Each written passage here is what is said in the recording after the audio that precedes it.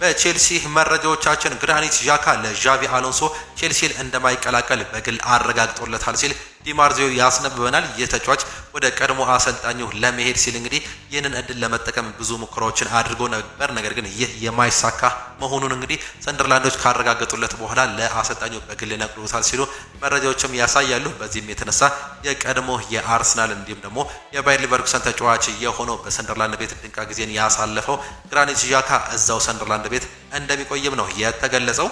ቤን ጃኮብስ ይናገራል። ቼልሲ አሌክስ ስኮትን ያደንቃል ሲል ይናገራል። ማንቸስተር ዩናይትድ፣ አርሰናል እንዲሁም ቶተናም በመሃል ሜዳ ተጫዋቹ ላይ ፍላጎት አላቸው። በርንማውዝ ስኮትን መሸጥ እንደማይፈልጉ ነግሮታል። አዲስ ውልም አቅርበውለታል። ይህ ተጫዋች ከዓለም ዋንጫው በኋላ የሚያደርገውን የሚወስንም ይሆናል። አዲስ ውል የሚፈረም ከሆነ ምናልባትም ኮንትራቱን ከፍ የሚያደርግበት ወይም ደግሞ ከፍተኛ ገንዘብ የውል ማፍረሻ የሚጠይቁበት ሊሆን እንደሚችል እየተገለጸ ሲሆን ቼልሲ ግን በትላልቆቹ ክለቦች አሁንም እየታደነ የሚገኘውን ይህን ተጫዋች እያደንቀዋል ሲልም ነው የሚገልጸው።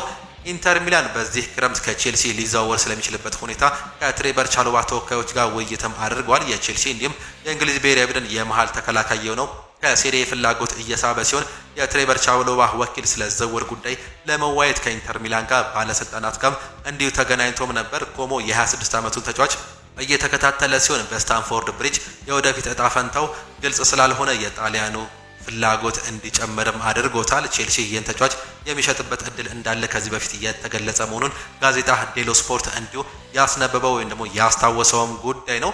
ቼልሲ ፔፕ ቻቫሪያን ለማስፈረም በጣም መቃረቡም ነው የተገለጸው። ሰማያዎቹ ከሪዮ ቫይካኖ ጋር ለ28 ዓመቱ ስፔናዊ የግራ ተከላካይ 25 ሚሊዮን ፓውንድ የሚያወጣ ስምምነት ለመፈጸም በመጨረሻ ደረጃ ላይ መሆናቸው ነው የተገለጸው። ከተጫዋቹ ጋር የግል ውሎች አስቀድመው ተስማምተዋል። እናም ዝውውሩ አሁን ላይ በጣም የላቀ ደረጃ ላይ እንደሚገኝ ቤን ጃኮብስ ገልጸዋል። በተለይም ማርኮ ኩሬያ ወደ ስፔን መሄዱን ተከትሎ ሎስ ብላንኮቹን መቀላቀሉን ተከትሎ እንግዲህ ቻቫሪያ በአሁኑ ሰዓት ላይ ወደ ቼልሲ ሊመጣ የሚችልበት እድል እጅግ በጣም ሰፍቷል። አዲሱ ሁለተኛ ፈራሚም ይሆናል ተብሎ እንደሚጠበቅም ነው የተገለጸው። አርሰናል እንዲሁም ማንቸስተር ሲቲ ሁለቱ በዚህ ክረምት ኤንዞ ፈርናንዴዝን ለማስፈረም ጫና እያደረጉም ይገኛሉ። ሪያል ማድሪድ ለቼልሲው አማካይ ዝውውር ያለው ፍላጎት አስቀድሞም አቋርጧል።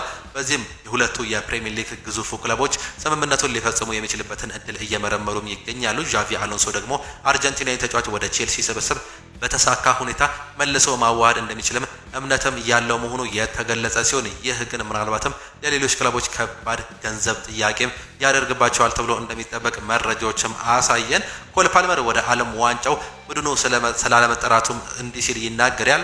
መቀየር የማልችለው ውሳኔ ነው፣ እናም ከባድም ነው። አሰልጣኙ ከመረጠው የተለየ ነገር ለቡድኑ ማቅረብ እችልም ነበር ሲል ይናገራል። ግን እንዳልኩት ይህ ውሳኔ መቀየርን አልችልም፣ መልካምን ሁሉ እመኝላቸዋለሁ ሲል ይገልጻል። በአሁኑ ሰዓት ላይ እዛ የለውም፣ ነገር ግን ሀገሬ ጥሩ ነገር እንዲገጥማት እፈልጋለሁ ሲልም ነው የገለጸው።